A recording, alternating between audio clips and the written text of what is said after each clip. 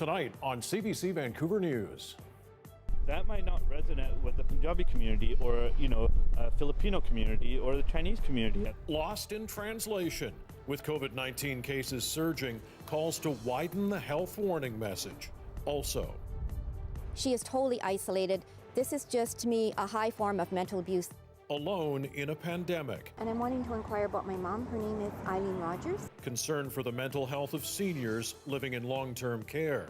And I feel anger. What now? Who's to blame if he harms another innocent person? On the run. A convicted murderer spotted in Bellingham after escaping from a BC prison. This is CBC Vancouver News.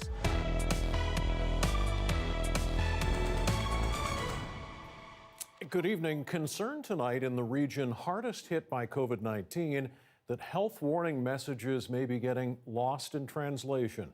Once again today, the Fraser Health region, which includes Surrey, accounted for many, 67% of new cases. As John Hernandez reports, with infections surging there, some physicians are calling on health officials to do a better job getting the message across. The COVID-19 pandemic weighs heavily on physicians like Dr. Barinder Narang. We don't have clear answers yet, but there's a few things that we're concerned about. As cases rise, he says some disturbing trends have emerged. In BC's own data, there was a survey that went out in August that said that minority communities were being disproportionately affected. It's not a one approach fits all. Narang believes a recent surge in coronavirus cases is a failure of communication inside one of the most diverse parts of BC. Strategies that are designed for a kind of an Anglo-centric white community, that might not resonate with the Punjabi community or, Filipino community or the Chinese community. There are more than a dozen languages spoken in Surrey alone, and he says many residents don't get the message. More than half of COVID-19 cases in BC have happened in the Fraser Health region, an area with only about 40% of the population. The bulk of those cases are south of the Fraser River, with Surrey leading the pack with upwards of 1,800 total cases. A regional uptick that prompted a visit from Provincial Health Officer Dr. Bonnie Henry on Thursday. We have an approach here in British Columbia that we've taken together. There is the possibility of adding regional specific orders, but we know that most people are following the recommendations that we have. Surrey RCMP have clamped down on large gatherings. Large-scale events or underground nightclubs or underground hookah lounges, this type of thing where, there's been really obvious signs that there have been more people than should be at these events. While officials reiterate public health warnings. From what we're currently seeing, even small gatherings can be very risky right now. A message some say needs to be made clearer to those who are impacted the most. We need to ensure that our leaders, our elected leaders, our public health leaders are really touching base with the communities that are affected. Fraser Health says it's urging everyone to keep their groups small over the weekend, and it's working with municipalities and NGOs to make its health orders more accessible. John Hernandez, CBC News, Surrey. In the meantime, Dr. Bonnie Henry and the BC government are reminding you to keep COVID-19 and safety a top priority this Halloween weekend as the threat of the virus continues to loom over our province. Today's updated numbers bringing no signs of improvement here. Sadly, another person has died, bringing our province's total to 263. There were 272 new cases to report in the last 24 hours. Active cases are now closing in on 2,400. And the number of people under active public health monitoring is more than 6,000. That's 1,000 more than at the beginning of this week. 78 people are in hospital, 24 are in intensive or critical care. Rare exceptions are being made at 3 Canadian-U.S. border crossings tonight, allowing for residents to bypass mandatory quarantine. One of those crossings is here in northern BC. People living in Stewart will be allowed to cross to Hyder, Alaska, and vice versa, without having to quarantine for 14 days, but only to access basic life services like food and medical supplies. Students who have to cross the border for school will also be exempt. Children subject to shared custody and one parent are included in the exemption as well. There's one big caveat. Those measures are only conditional upon support from provincial and local public health authorities. Well, 7 months into the pandemic, the mental health of seniors living in long-term care is becoming more of a concern. One Victoria woman says her 101-year-old mother is deteriorating because her family can't visit her. As Eva Yugwen-Senge reports, the facility is on lockdown because of a COVID outbreak. I need to be with her in person, touching her, connecting with her, so that she even feels comfortable to express herself to me. Lynanne Beck is worried her mom isn't getting the care she needs at the Queen's Park Care Centre. At 101, Eileen Rogers is legally blind, wears hearing aids, and has comprehension issues due to a stroke. She is prepared to die a natural death. She does not want to die alone. She is totally isolated. This is just, to me, a high form of mental abuse that she is suffering. Queen's Park has restricted all visitors as of this weekend when a COVID outbreak was declared. In a statement, Fraser Health said, "Our priority is to ensure that our patients, families, and staff are protected and we prevent transmission of COVID-19. For those who are unable to visit their loved ones in person, there are other alternatives available, such as virtual visits." Outbreak or not, Beck wants to visit in person, even if it means masking up. Health officials say lockdowns are necessary, but other changes are coming. Because a big reason why the visits are short and infrequent is because they're being scheduled in common areas. So your visit has to end so my visit can start, right? And we need the time in between the visits to sanitize the common area. If people move to visiting in the rooms, all of those issues go away. We've already made allocated money to care homes for some of that, and we'll have a detailed progress report on all of that next week. In the meantime, Beck relies on phone calls to staff to find out how her mom is doing. I'm relying on them to tell me how much pain she has, you know, how her day is even spent. I mean, it's just been a real work for me to try and figure out how my mom's day is spent all day. She hopes once the outbreak is over, she'll have more meaningful visits with her mom. Eva Yugwen-Senge, CBC News, Vancouver. And later in this newscast, we're going to be bringing back the live Q&A segment with our experts. Joining us will be Carolyn Colleen. She's a professor at SFU and the Canada 150 Research Chair in Mathematics for Evolution, Infection, and Public Health. So send us your questions on Safe 6, No 6, data and modeling. You can send them right now to the number on your screen or via email, and we will put those questions to her coming up at the bottom of the hour. The family of a woman sexually assaulted and murdered in Winnipeg more than 20 years ago is furious tonight as her killer has escaped from a prison here in BC. And now police in Washington state are looking for him. Our Dan Burr joins us live with more on this. Dan, first of all, who's the inmate? He is Roderick Muchikawanapi. Take a look at his photo here. He's 41 years old, last seen at Mission Prison around 7 o'clock last night. But he did not show up during a routine count a few hours later, and some of his belongings were also gone. He was being held in the minimum security area of Mission, which is not fenced. It's for offenders deemed the lowest security risk. This afternoon, police in Bellingham, Washington, as you said, just across the border, say a man matching Muchikawanapi's description was spotted near East Sunset Drive in Hannigan at around 7 this morning. This photo shows a man matching his description, believed to be in Sumas this morning at a gas station. Mounties say they're now working with Bellingham police to verify that it is him. Muchikawanapi was convicted of the sexual assault and murder of 36-year-old Kimberly Clark, a mother of 3, in Winnipeg in 1998. Now, he reached parole eligibility in August, and Mission Prison staff say he had been, quote, transitioning for release. Clark's family is incensed that he's escaped. I feel anger. What now? Who's to blame if he harms another innocent person? Yes, some serious questions, Dan. Corrections Canada has to answer. What's it saying tonight?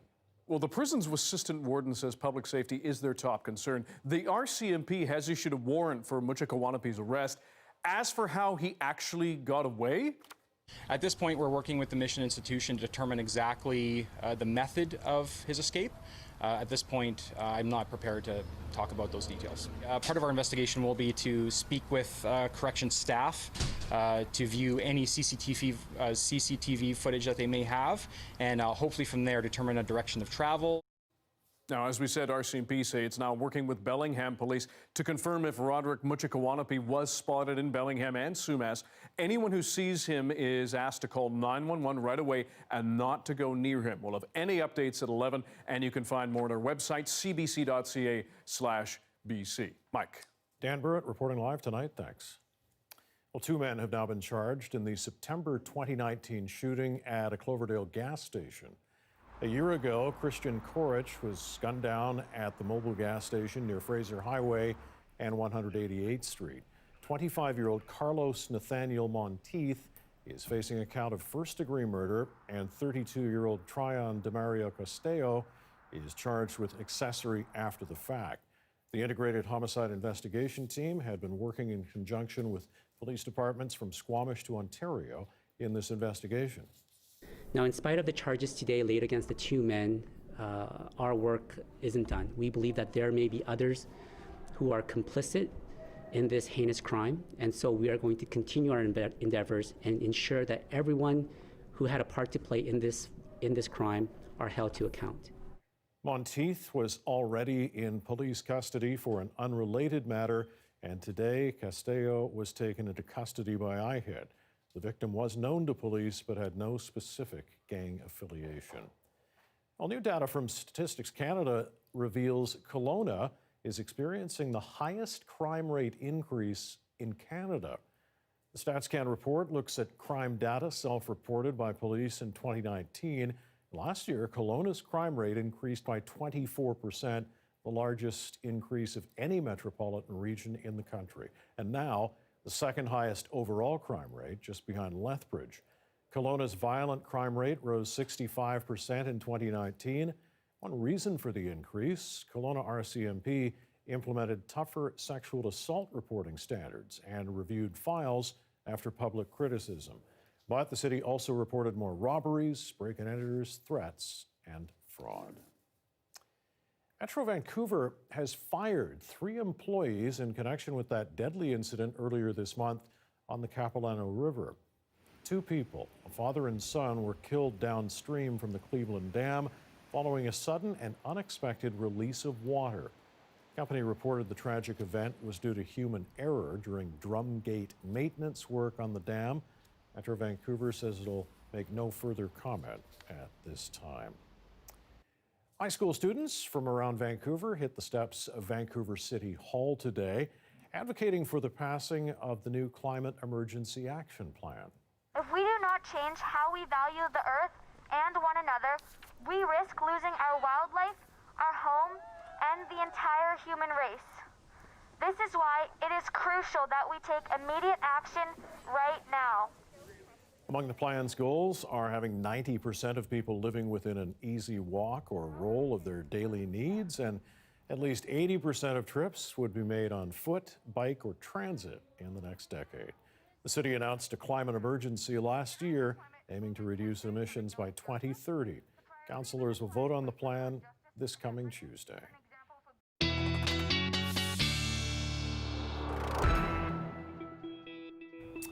Our first check of the forecast now. Johanna is here.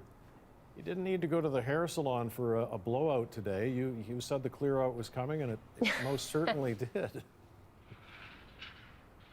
Yes, clear out of all sorts, clear out / blowout.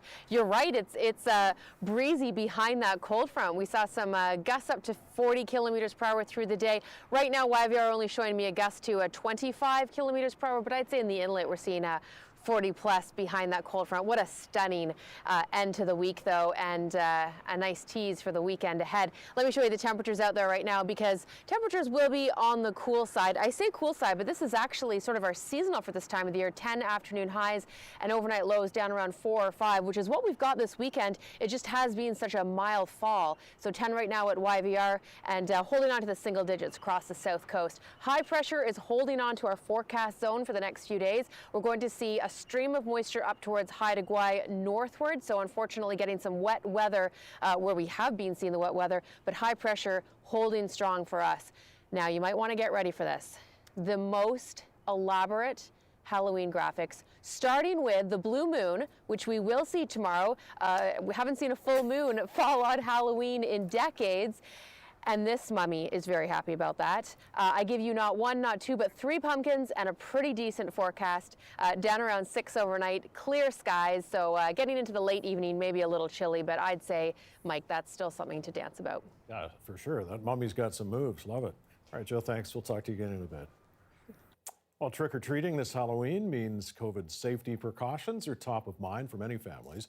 But one home in Surrey is keeping the spirit of the season alive. This house on 185 Street has been decorated with spooky delights every Halloween for the last 20 years. Most years they get close to 1,200 kids braving the steps of the faux haunted house for sweet treats. The owners of the home are pretty sure they won't see the usual traffic this time, but that hasn't kept them from pulling out all the stops. You know, there's a lot of depressing stuff going on in the world these days, pandemic and other things too. And we just kind of thought it was even more important to kind of do our best to help people perk up their spirits. Should pint-sized ghosts and goblins come calling for chocolates and candy corn, the Armstrongs are going to be ready. They're planning to use a 6-foot-long pipe, like a lot of other people, to deliver the goods as COVID-friendly as possible, because they only want to share treats and nothing else. Good for them. Well, a reminder, you can also watch this newscast live on CBC Gem. CBC Vancouver is also on Facebook, YouTube, and Instagram. It's a mantle nobody really wants. Manitoba, now Canada's hotspot for COVID-19, registering more than 400 cases in the last 24 hours. Why and what's being done? Next.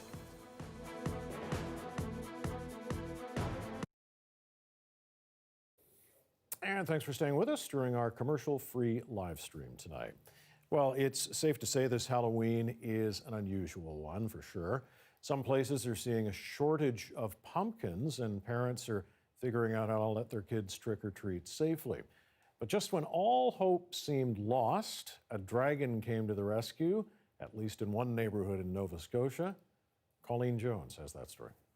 Since 1878, the Dills have been, well, kings of pumpkins. That they ran out this year of the very thing they're king of? I ran out of pumpkins on Thanksgiving Monday around 3 o'clock. So the last 2 or 3 hours were very bleak. Danny Dill is still trying to figure it out, but he thinks carving Halloween pumpkins was a safe family activity during COVID times. I think this was the first kind of big event since this COVID started in March that people, like, it's an annual tradition, that they could actually do something as a family. For the first time ever, the Dills had to, wait for it, import pumpkins. I'm blaming 2020, but we got hit early. This is the first time it's ever happened in the history of the farm. There's a pumpkin craze, like the toilet paper craze. Yeah, the same thing, yeah. Halloween, such a great time to be a kid, an event that's all about pumpkins, dressing up, and candy. How to do this safely? Michelle Thornhill just might be the queen of that. She's drawn up pumpkins for kids to stand on, reminded them about physical distancing, but this is small stuff compared to what she built. This is Todd. He's a candy-breathing, social distancing dragon. Todd is now attached to the roof of her porch. This is a test run for the candy-spitting dragon. Gotta work on a softer landing. She swears the 13-foot dragon was simple to build. Well, first thing I did was I sourced the neighbors for materials. So I asked who had different kinds of wire, and one of the neighbors, somebody I've never met before, a total stranger, gave me a full brand new bale of chicken wire. Some neighbors over here gave me some pool noodles for the legs. And then we just started covering it in glue wrap newspaper, and then the children helped me paint it.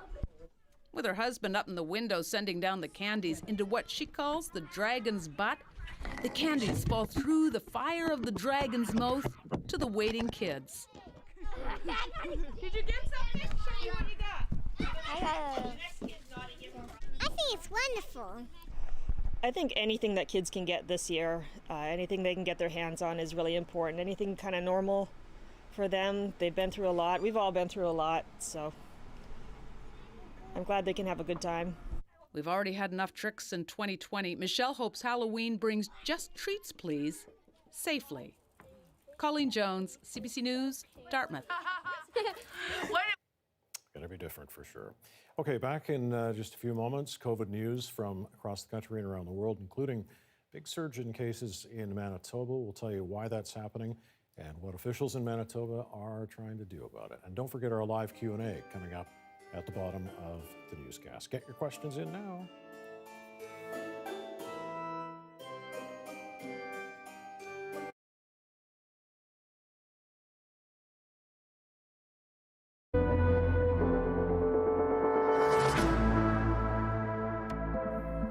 Well, Canada has now smashed its record for the most reported COVID-19 cases in a single day, with more than 3,400. Manitoba might be the biggest shock, 480 new cases, doubling its previous record. Nowhere in Canada have the numbers climbed so quickly. From October 1st, Manitoba's average daily cases doubled, then doubled again in just the past week. Compared to Canada's other big outbreaks, an average of 200-plus cases a day may not seem like much, but by population, Manitoba's rate is now the worst by far, and it's still accelerating. Cameron McIntosh shows us how the province is now trying to slam on the brakes.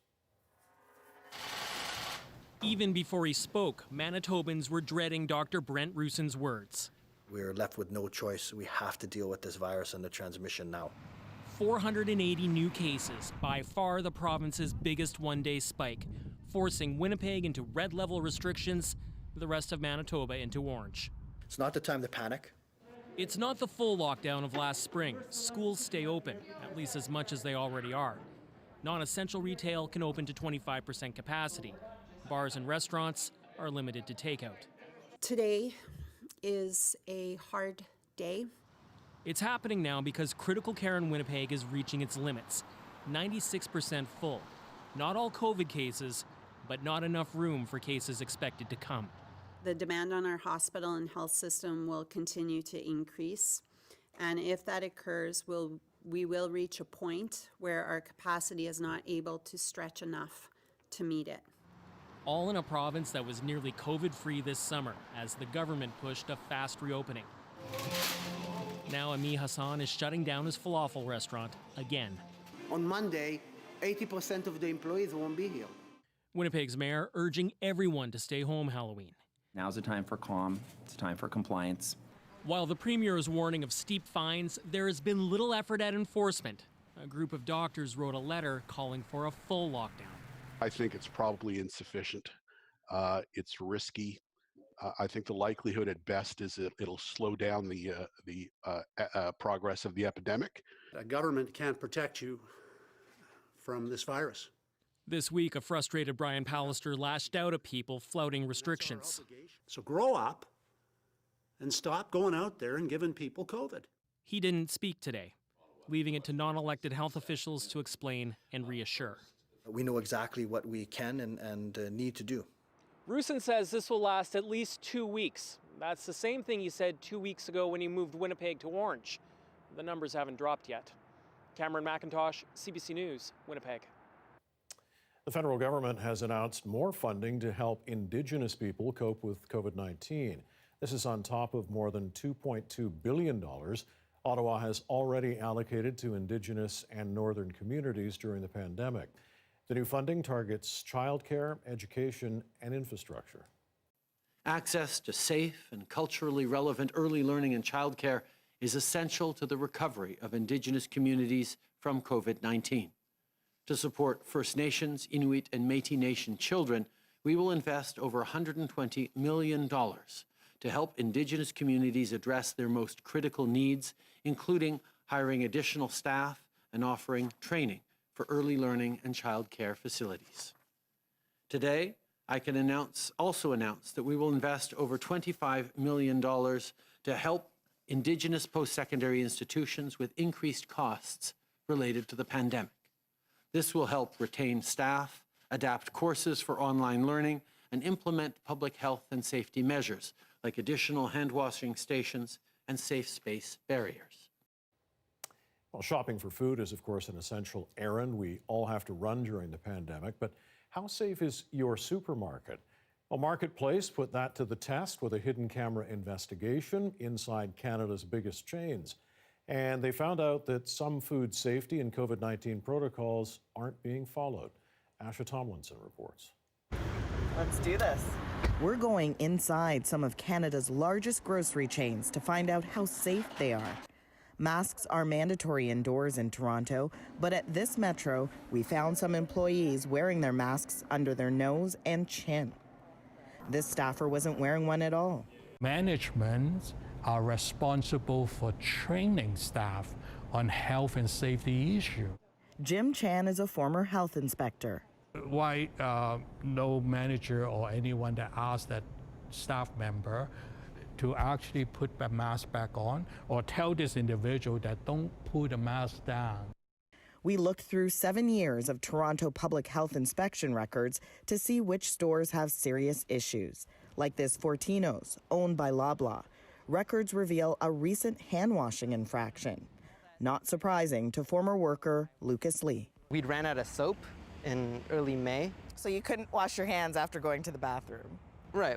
I would think that they should have had more diligence in such an extreme time like the pandemic was. When we went inside, we couldn't find any soap in the public washroom. There's no soap? Back at Metro, this store has had pest problems before. And sure enough, we saw flies in the meat department and the washroom. To me, that's just being not just careless, but they're missing a good quality control program. We also tested some ready-made dishes from the deli. The cold food was over 10 degrees warmer than it should be. And that is actually an excellent incubation for bacteria. They will just grow like crazy in there. In 2017, this store was convicted and fined $460 for not keeping their food cold enough. Metro says they take the issues we outlined very seriously and immediately rectified them. Loblaw says they've invested hundreds of millions of dollars in safety measures and protocols, and they apologize for the lack of soap in the washroom when we visited. Asha Tomlinson, CBC News, Toronto. Marketplace also did a swab test to see which supermarket surfaces had the most germs. You can watch the full investigation Friday, 8 p.m. Eastern Time, 5 o'clock Pacific on CBC Television and CBC Gem. Coming up, what is a safe six? What constitutes risk in this time of COVID-19? Weighing and balancing risk at this time, a mathematician and expert in infectious disease spread will be taking your questions. Get them now.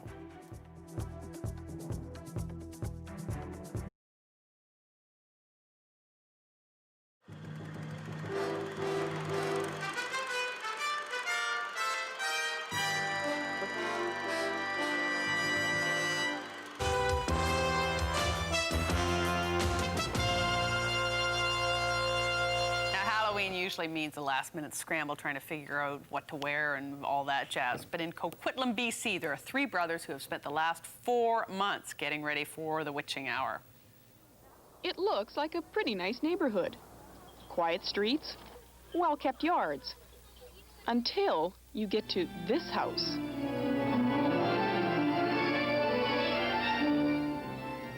It took us 4 months altogether, from ideas to construction to finish. Because we started talking about this mid-July. Like last year's Halloween party was such a big success and the people really loved it that we really wanted to do it again, but we wanted to make it bigger, better, more improved.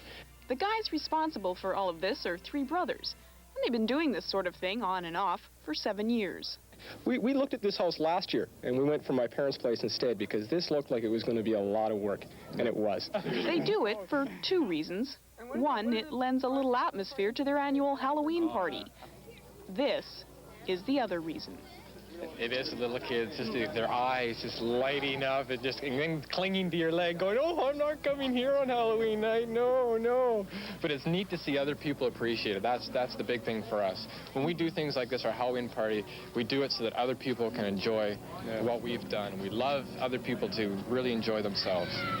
If you think the outside is enough to stop you dead, you ought to see the rest of the place.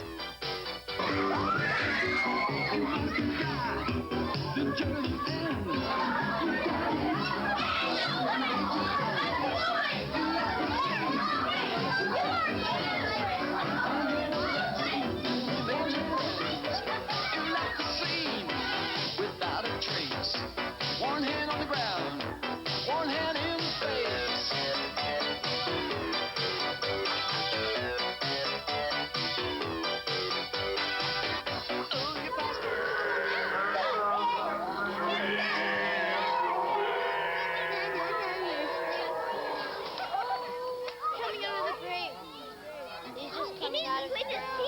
What? He used to brush his teeth.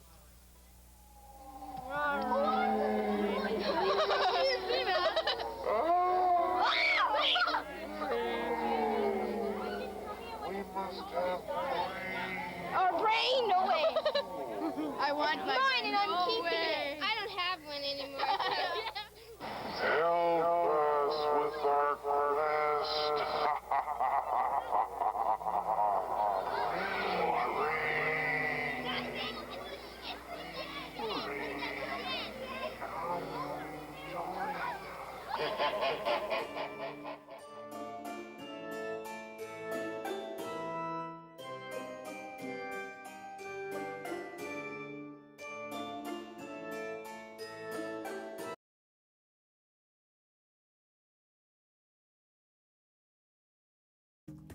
Some of the stories we are following tonight on CBC Vancouver News. I feel anger. What now? Who's to blame if he harms another innocent person? The family of a woman sexually assaulted and murdered in Winnipeg more than 20 years ago is furious that her killer has escaped from a prison here in BC. And now police in Washington State are looking for him. I need to be with her in person, touching her, connecting with her, so that she even feels comfortable to express herself to me. 7 months into the pandemic, the mental health of seniors living in long-term care is becoming a more urgent concern. The Victoria woman says her 101-year-old mother is deteriorating because her family simply can't visit her.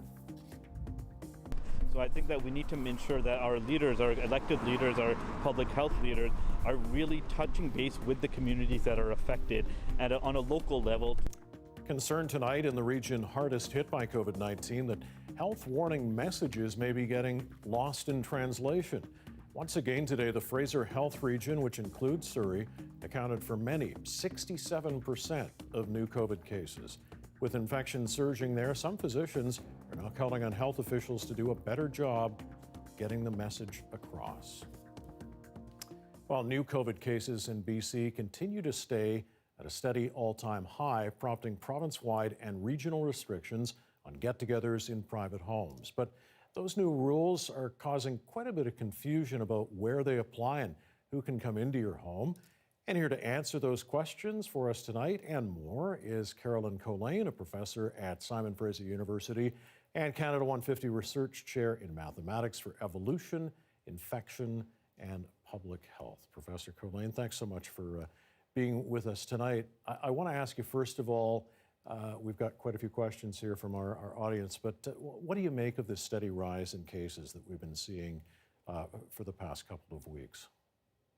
Yeah, I think it's really concerning. It's obviously concerning that the cases are high. It's concerning that they're rising. And it's also concerning that they seem to be community transmission. So we hear about events, parties, things in people's houses, that this is not sort of in one contained tiny population or isolated facility somewhere. This is spreading among us as we socialize and get together. And going into fall, I think that's a really natural concern. Okay, I want to ask you a bit about Safe 6 and no Safe 6. But Fraser Health, first of all, is asking its residents to restrict private gatherings to household members only, which I guess is no Safe 6 in response to the spike in cases there. Is that going to sink in? Do you think those regional restrictions, at least in Fraser Health, might be effective? I really hope so. I hope people won't take this as a kind of go to Vancouver if you want to party. Because that's what we want to avoid. We really want to make sure that we as a population can respond quickly and readily and easily so that we can tamp down these rapid rises as soon as they start. You know, the best time would have been last week or 2 weeks ago. The second best time is right now. So I think it's great that we're being responsive and issuing those recommendations. And I do really hope that people will understand them, see what they mean, and really follow them and see the cases going down as a result. Okay, let's get to some questions. Here's an email that came in from Lisa. Lisa says, we have 3 children in 2 different schools. I know that the children in their classes and cohorts are not always socially distancing successfully, either in the classroom or in the playground. Is the Safe 6 still an effective measure for our family, given all that? And if so, how is it effective? So I think anything we do that really limits how much we contact each other and how many people we contact at the same time is going to be good. Not everyone will have exactly 6, especially with kids in school. My children too are in school, classes of 25 to 30 indoors most of the day, windows open and distancing. And of course, that's more than 6. What we want to do is make room for those schools to happen and to happen as safely as possible. And to do that, getting rates of community transmission down, not having those parties with 20, 30 people, even 10 or 15 people, and really making sure that our population is one where this virus can't spread easily and can't exploit those gatherings to move among us is even more important. Okay, and while we're on that, let's just talk about the Safe 6.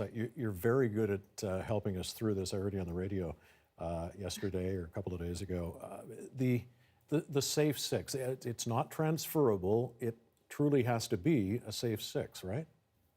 Well, we want it to be so that, my set of 6 people, I'm also in their set of 6 people. So it's reciprocal. That would be the ideal, right? Because if you're the virus, imagine you're the virus, and what you want to do is then, if you're playing a game and you get to be the virus, you want to spread to as many people as possible.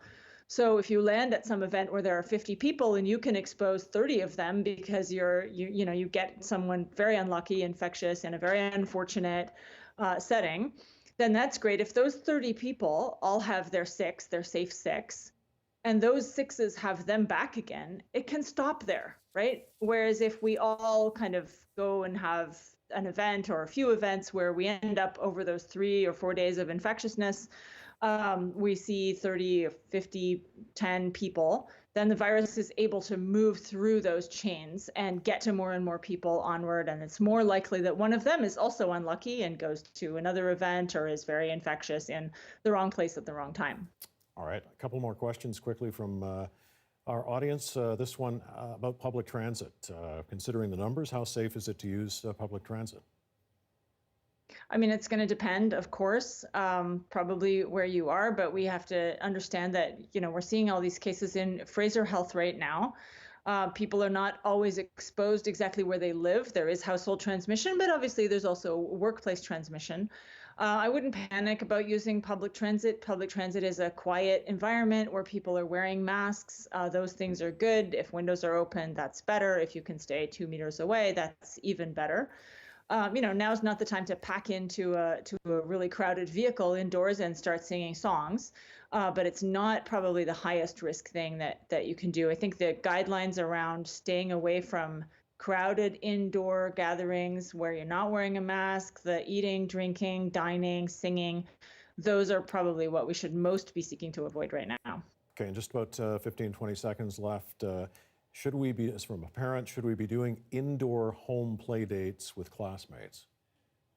That's a great question. I mean, they're together anyway for 6 hours a day indoors. So I think if they're classmates, this is probably not a lot of added risk on top of being together in school. That said, maybe now's not the best moment. Maybe wait a week or 2 before having people visit in your home, according to the advice in Fraser Health, for sure. Professor Killeen, thanks so much for joining us. We appreciate it.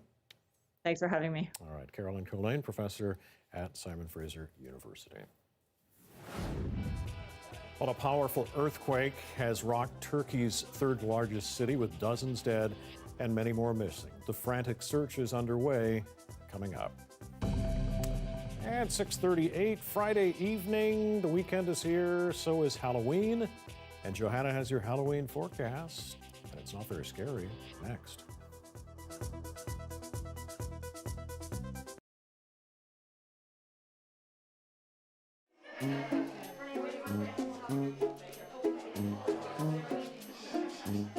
You look good. As good as you can look dead. You're the best dead-looking person I've ever saw. Last year we had a haunted house here, which was very, very popular. We had over almost 600 children come through. And unfortunately, because of COVID, we weren't allowed to do that again this year. So I thought, okay, guys, well, let's do something else. We got asked to help make a video for the Alderwood Retirement Home, and that's what we're doing. They just love having the fun, you know what I mean? You try to do what you can for senior citizens. Make it happy for them, make it a happy day for them, right? As you can see, they did have a ball today, right?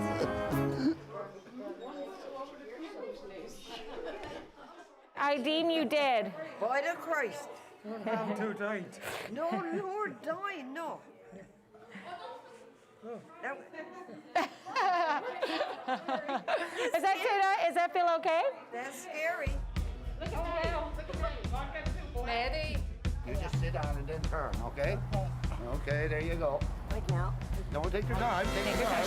You want me to move this in more? No, I just want to swing my legs. Okay. Look at her go. She's like a 16-year-old, honestly. No doubt. One down by her legs, maybe one up by her. I think Teresa. Oh my God, you're a sport. Okay, all right. Okay, are we ready? Keegan, are we ready? Okay, 1, 2, 3. Oh. Hey, I'm just saying this for test drive. What do you plan to do with me? Well done. Perfect. Deadly, deadly. What do you think, Keegan? Yeah, we're good.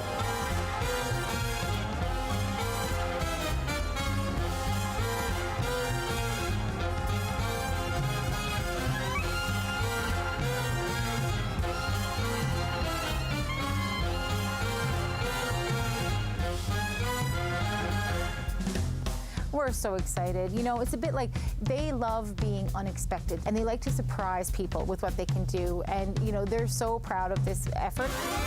Yes, yes, even though they know they're at a funeral home, they're still having fun. You know, they don't mind. Slow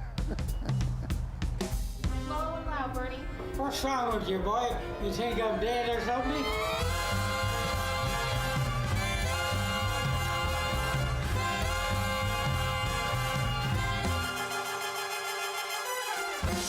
Are you hoping that next year you can do this all again? We don't know. Yes.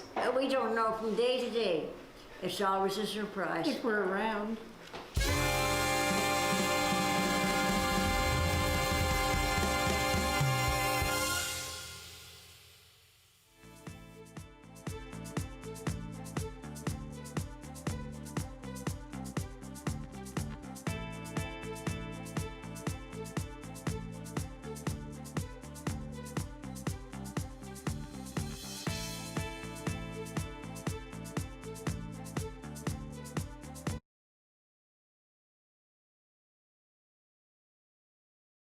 The Market Report is brought to you by Fortis BC. We've got even bigger rebates. Rebate. Whoa! On select high-efficiency equipment for business, but only for a limited time.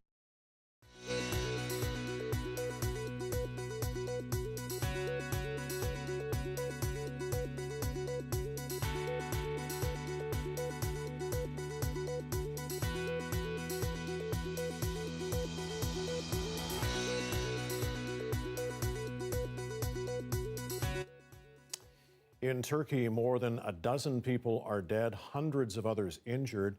It happened when a massive earthquake struck between the Turkish coast and Greece. Stephanie Mercier has more. It hit in the middle of the afternoon, rocking homes and buildings in parts of Turkey and Greece, sending some crashing down. Everywhere was collapsing down, says this man. We were really panicked and managed to go out at the very last minute. Friday's earthquake was centered in the Aegean Sea, close to Izmir, Turkey's third largest city. At least a dozen people were killed and several buildings were leveled. On the Greek island of Samos, 2 teenagers were found dead under the rubble and streets were flooded from tidal waves. Friday's earthquake had a magnitude of 7.0, according to the U.S. Geological Survey. Experts say that's large, but not huge. Typically, we see more than a dozen earthquakes in the order of 15 or 16 of this magnitude each year around the world. So it's not a terribly unusual earthquake. But because it was so close to some major cities, that's where we really see these impacts. Drone footage shows some of those impacts in this part of Turkey, where experts say quakes are also commonplace. Some are already raising questions about the construction of newer buildings.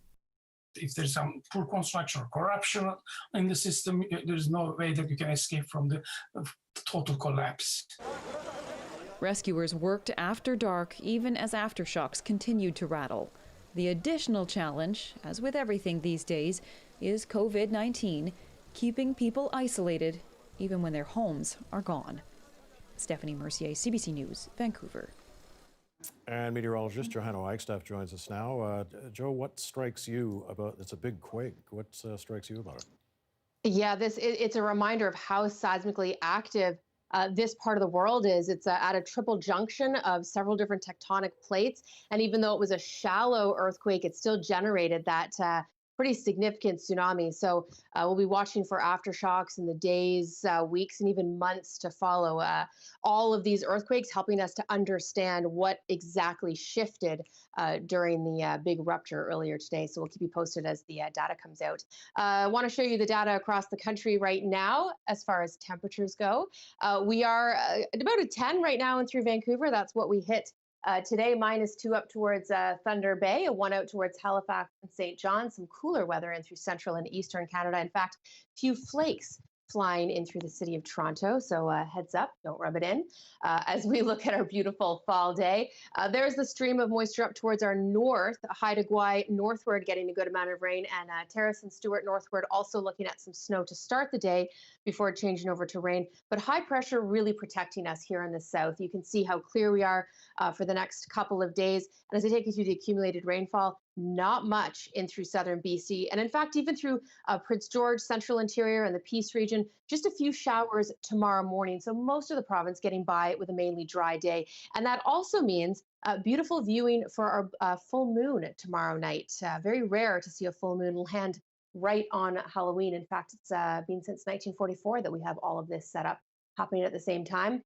Temperatures across the interior mild for Saturday, but it'll feel cooler. It's a cooler day than we've had in a while. And then temperatures recovering as we head into Sunday and Monday above seasonal by a couple of degrees. I just had to show you one of my favorite costumes I have seen so far today. This is Simon. I think it's my favorite BC costume. Partly cloudy with a chance of thunder, obviously. So yes, Simon, you are so far 11 out of 10 for costume. We've got the sunshine through the weekend and into early next week. Don't forget 2 a.m. on Sunday to set the clocks back, AKA you are given the gift of time for extra pounding of the Reese's peanut butter cups. And then Monday afternoon, the rain returns. Mike, we've got rain for next week, so let's enjoy this weekend. Yes, for sure. I thought we were going to see our little trick-or-treater tonight. He's 1.5. I asked him to come on to the shot, and there's still a chance I can make this happen. Okay. But you know the chaos. We can wait for it. We can wait. Yes, we can wait for it. We'll talk to you in a bit. Thanks, Joe. Okay, sounds good.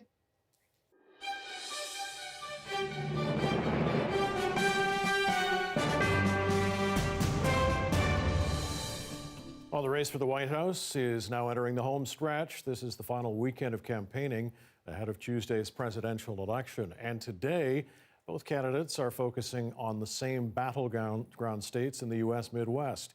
Ellen Morrow has details from Washington. Less than 100 hours to go, Donald Trump and Joe Biden again visiting the same states. This time, Minnesota and all-important Wisconsin, a traditionally Democratic state Trump won in 2016. Just like Michigan, Trump's first stop of the day. Next year will be the greatest economic year in the history of our country. Yesterday, both candidates were in Florida. Trump's event crowded, Biden's physically distanced. The same setup today, the same rhetoric. Unlike Donald Trump, we'll not surrender to this virus. I'm going to put in place a plan to deal with this pandemic. If you get it, you're going to get better, and then you're going to be immune, and it's a whole thing, and it goes away. The president downplaying the virus as COVID cases continue to rise. Yesterday, the U.S. reported its highest daily case count yet, more than 88,000. And Wisconsin is a hotspot. ICU capacities are getting near capacity in the state of Wisconsin. The situation is dire. The other backdrop to the campaign, record early voting. More than 80 million Americans have already cast a ballot, double the population of Canada, with 4 days of voting still to go. Meanwhile, Washington, D.C. is preparing for possible election unrest. This weekend, the candidates will continue their final push. Joe Biden will be in Michigan tomorrow with Barack Obama, and Pennsylvania on Sunday. Donald Trump will be blitzing through swing states, set to hold at least a dozen rallies before Election Day. Ellen Morrow, CBC News, Washington. They are called sponge reefs, and they're a marvel lying deep in the waters of Howe Sound. We're going to take you down below for a closer look and find out why they're so important next.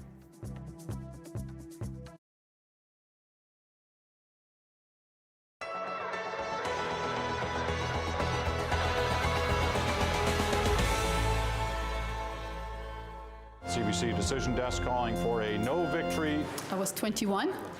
I was in the no camp. Of coming so close, so very, very close.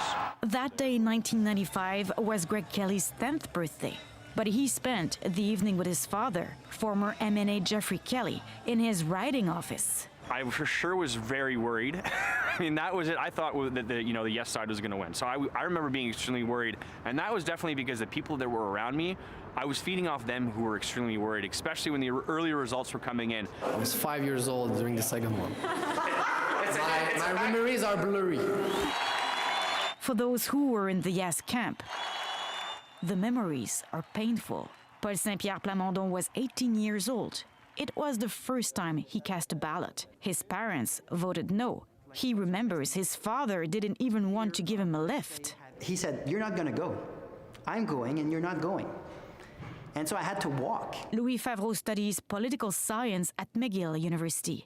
At 19 years old, he wasn't even born in 95.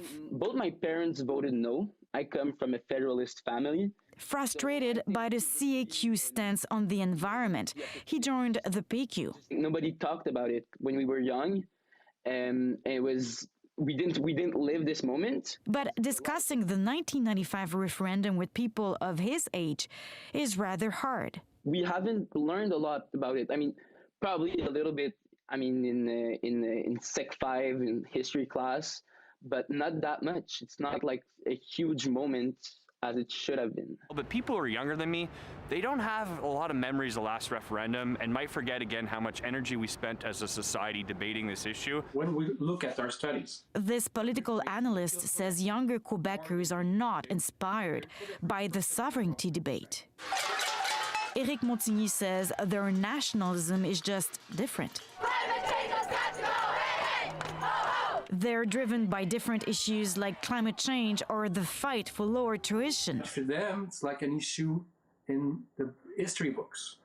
So it's quite a task for the PQ or Quebec Solidaire to bring that issue back in the agenda. What you're telling me, the message of the younger generation about the situation of Quebec resonates with me, because this is exactly how I feel about Quebec. But 25 years later, Gabriel Nadeau-Dubois maintains the sovereigntist movement needs to be stronger. The crisis we're living right now reveals how much we need more autonomy and more self-determination to make our own choices in Quebec. We have not much to lose. We have a lot to win. The new leader of the Parti Québécois hopes to succeed where his party has failed over the years, by seducing young voters. If you talk about the youth, they're looking for a projet de société. They're looking for something to look ahead, to build.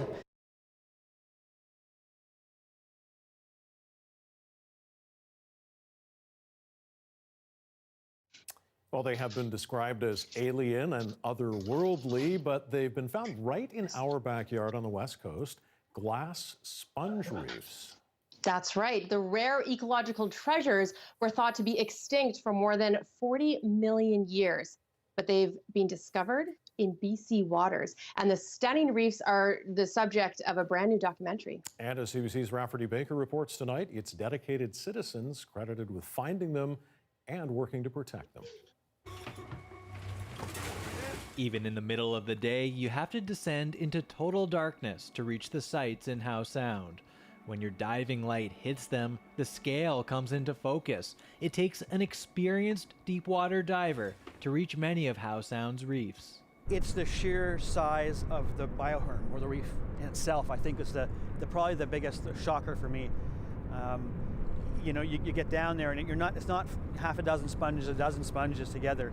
It's these, once you're on the top of that pinnacle, it's more like rolling hills of sponge. And so that just in itself is overwhelming. Tweed has probably spent more time at the deeper sites than anyone. The next thing you notice is all the other life that has come to call that reef home. And so these are there naturally as a very important habitat for things that people are concerned about, such as rockfish. There are 17 known glass sponge reefs in Howe Sound, along with a few elsewhere on BC's coast. Only 10 in Howe Sound are protected as marine refuges. So those refuges were an important step towards recognizing the ecological importance and the uniqueness of these reefs. And the next step in conservation is to make sure that there's monitoring and enforcement. The delicate reefs are threatened by bottom contact fishing, dropped anchors, and climate change. Identifying them has been the work of a group of regular folks who love the sea and have put countless hours of their own time into locating and documenting the precious reefs. It wasn't a group of politicians and scientists that really did the heavy lifting on the conservation. It was community members and individuals dedicating their own time. A new documentary called Moonless Oasis is highlighting the work that's been done and showing the magnificent ecosystems thought to be long extinct. What people should take away from this is, like, you don't have to be a technical diver.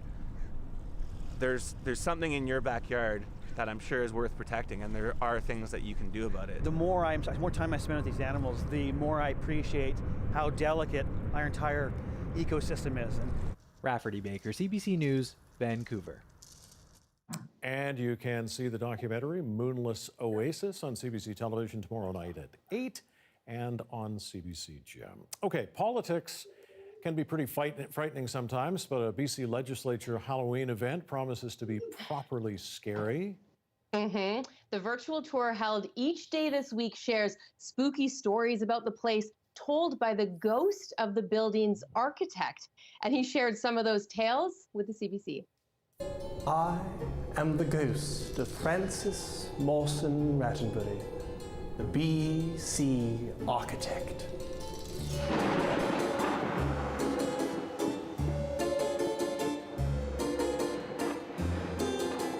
By the time I reached my mid-50s, I'd begun a relationship with a young woman who was not my wife. Her name was Alma. Alma hired a young chauffeur called George Stoner. Before long, the two of them fell in love. And who can blame them?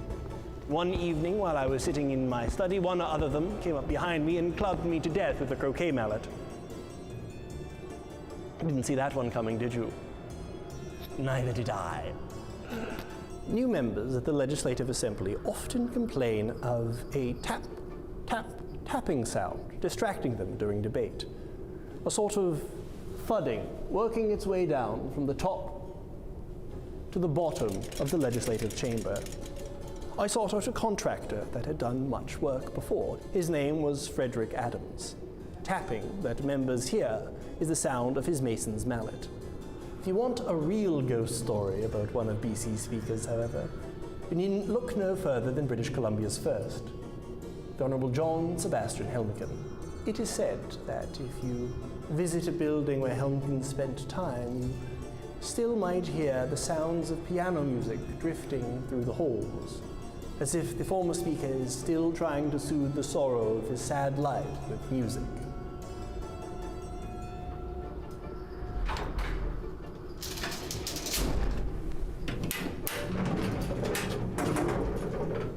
Welcome to the Legislative Library, said to be one of the most haunted parts of the Legislative Assembly. The spirit that's said to be located here is a woman in an old-fashioned dress who often frequents these areas. She's said to make the room deathly chill and to move back and forth in between the shelves. It's not said that she's malicious at all. She merely wants to make sure that all of the books in the Parliamentary Library are in the right spot. This spirit is forced to wander around doing her best to tidy up for the rest of eternity. Yes, it can be kind of scary at the legislature, but that's not scary tonight. That's adorable. Hey, bulldogs can be scary, especially if you stop feeding them the treats that keep them in the shot, right, Wesley? What's Wesley chowing down on tonight? Mike, this is a very healthy M&M. Oh. Right? Let's see. What's in your mouth? Let's see. Just in case you were watching. This is Wesley's really his first Halloween that he's walking around, so he is pretty pumped about the pumpkins. He knows how to say boo. He understands skeletons, so we're pretty excited over here. And I don't know if you can do it on command, but as a puppy, Wesley, what do dogs say? Ruff. Oh, wow. Okay, that's amazing. Very talented, very talented. Well, have a great great Halloween to both of you. You too, Mike. Happy Halloween. And that's all the time we have tonight. We're going to leave you with some images of fall as we head into the Halloween weekend. Have a good one. See you Monday. Dan's here at 11.